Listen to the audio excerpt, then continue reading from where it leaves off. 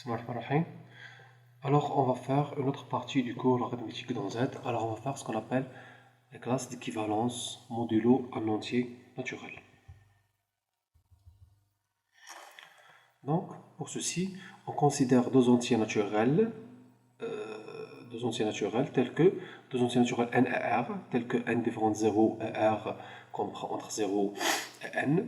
Alors, l'ensemble des entiers relatifs qui ont le même reste R par division euclidienne sur N est appelé la classe d'équivalence. Alors, c'est quoi une classe d'équivalence? Une classe d'équivalence est un ensemble. Donc, est un ensemble caractérisé par le reste de la division euclidienne de ces éléments par N et R. Donc, cette classe d'équivalence de R modulo N est noté par R bar. Et on a R bar, c'est l'ensemble des éléments de Z, l'ensemble des entiers relatifs, dont le reste par division euclidienne sur N, c'est R.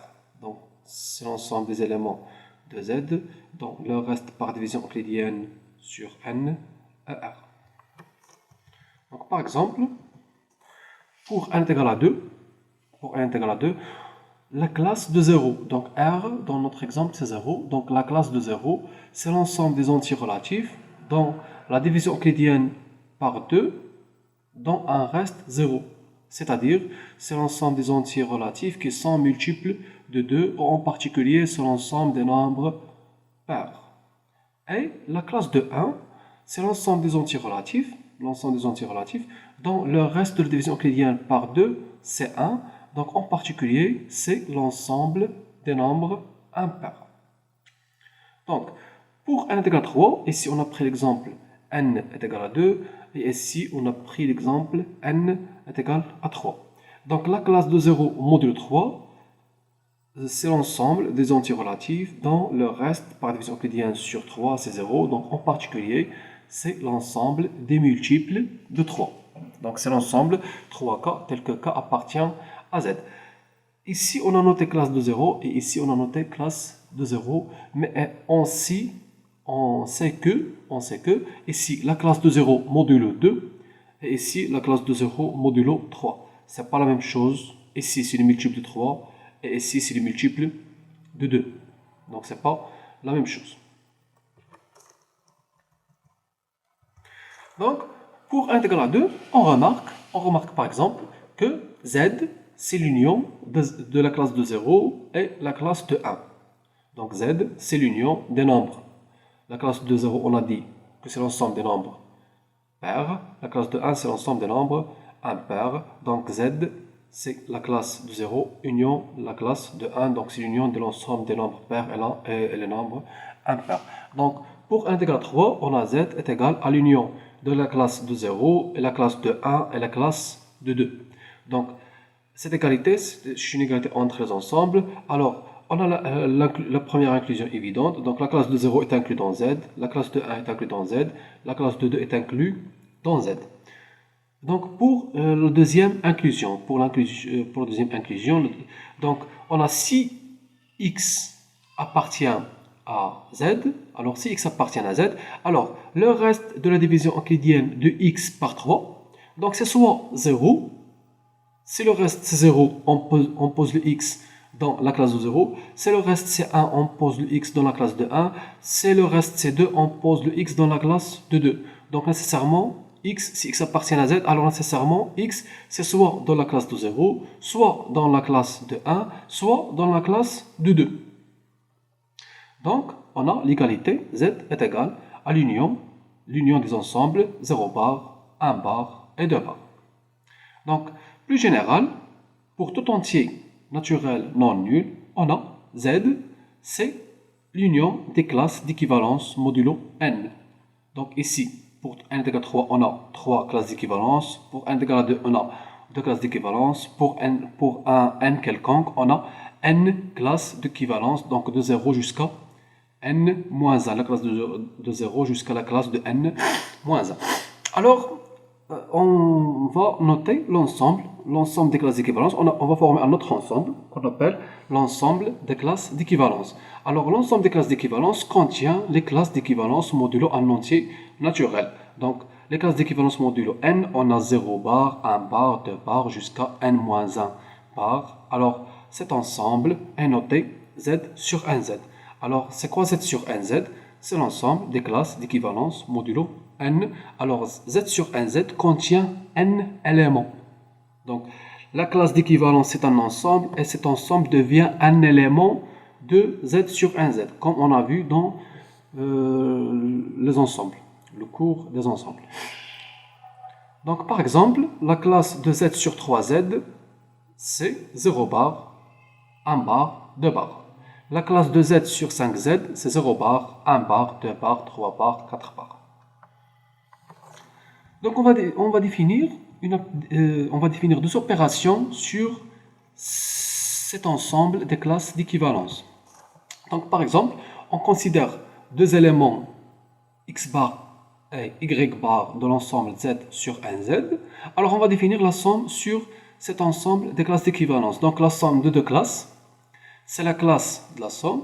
Le produit de deux classes, c'est la classe du produit. Donc, ici, dans la somme, on peut faire la différence, mais dans le produit, on ne peut pas faire la division. On ne peut pas écrire la classe de x sur la classe de y. On ne peut pas écrire. Mais la différence, on peut faire. On peut faire la classe de x moins la classe de y. Donc, par exemple, on considère deux éléments de l'ensemble z sur 7z, par exemple 3 bar et 6 bar.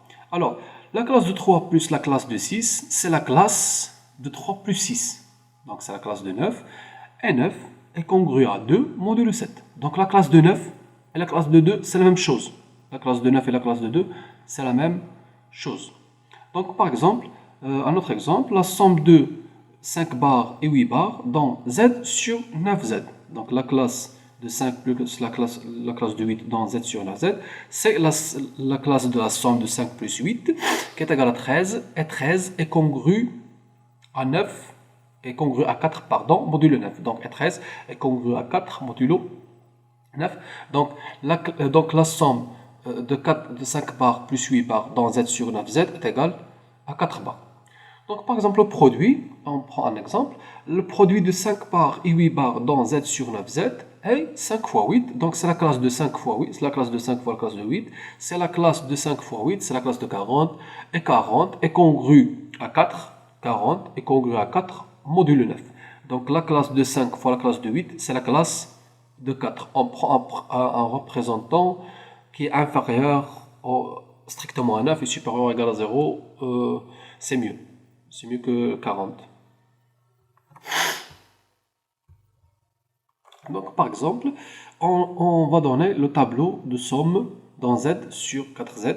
Donc, par exemple, la classe de 0 plus la classe de 0, c'est la classe de 0. La classe de 1 plus la classe de 1, c'est la classe de 1 plus 1, c'est la classe de 2. La classe de 1 plus la classe de 3, c'est la classe de 4. Et 4 est congru à 0 modulo 4. La classe de 2, par exemple, plus la classe de 3, c'est la classe de 1. Car 2 plus 3, c'est 5. Et 5 est congru à 1 modulo 4. Donc, ici, sur le tableau de somme dans z sur 4z, vous pouvez faire le tableau de somme dans z sur 5z et z sur 8z pour s'entraîner. Donc, le tableau de produit dans z sur 4z, donc par exemple, la classe 0 fois la classe 0, c'est la classe 0. Donc, on a une ligne nulle et une colonne nulle. Par exemple, la classe de 2 fois la classe de 3, c'est la classe de 6, et 6 est congru à 2 modulo 4. Donc, on va faire quelques applications. Donc, par exemple, on va résoudre l'équation 1 et l'équation 2. C'est à vous de faire les autres. Donc, par exemple, pour l'équation 1, on a x. On va résoudre l'équation x plus 3 bar est égal à 2 bar dans z sur 4z. Donc, on a x plus 3 bar est égal à 2 bar. Ceci équivalent à x est égal à la classe de 2 moins la classe de 3. Ceci équivalent à x est égal à la classe de moins 1. 2 moins 3, c'est 1. Donc, c'est la classe de moins 1. Donc, moins 1 est congru à 3 modulo 4. On ajoute un 4 ici. On obtient 3. Donc, c'est la classe de 3. Donc, x est égal à 3. Donc, la solution est 3 bar. Donc, x, la solution dans z sur 4z est 3 bar. Donc, par exemple, on va résoudre l'équation 2x plus 4 bar est égal à 5 bar. 2 bar x plus 4 bar est égal à 5 bar dans z sur 6z. On a 2 bar x plus 4 bar est égal à 5 bar. Ceci équivalent à 2 bar x est égal à 5 moins 4. Donc, ceci équivalent à 2 bar x est égal à 1 bar. Donc, on ne peut pas diviser ici. On ne peut pas écrire x est égal à 1 sur 2, 1 bar sur 2 bar. Donc, c'est 1 sur 2, ça, 1 sur 2 n'appartient pas à z. Donc, cette écriture n'a pas de sens. Donc, qu'est-ce qu'on va faire? On va prendre les éléments de z sur 6z. Donc, dans z sur 6z, on a 6 éléments. 0 bar, 1 bar, 2 bar, 3 bar, 4 bar et 5 bar. Donc, qu'est-ce qu'on va faire? On va multiplier chaque élément de z sur 6z par 2. Donc, on va multiplier 0 par 2. 0 bar par 2 bar, c'est 0 bar. 1 bar par 2 bar, c'est 2 bar. 2 bar par 2 bar, c'est 4 bar. 3 bar fois 2 bar, c'est 6 bar. Et 6 est congru à 0 modulo 6. 4 bar fois 2 bar, c'est 8. Et 8 est congru à 2 modulo 6. 2 fois 5, c'est 4. On remarque qu'on n'a pas obtenu le 1. On cherche 2 bar x est égal à 1 bar. Donc, le 1 n'apparaît pas dans le produit. Donc, on dit que l'ensemble des solutions est vide ou l'équation n'admet pas solution. Merci.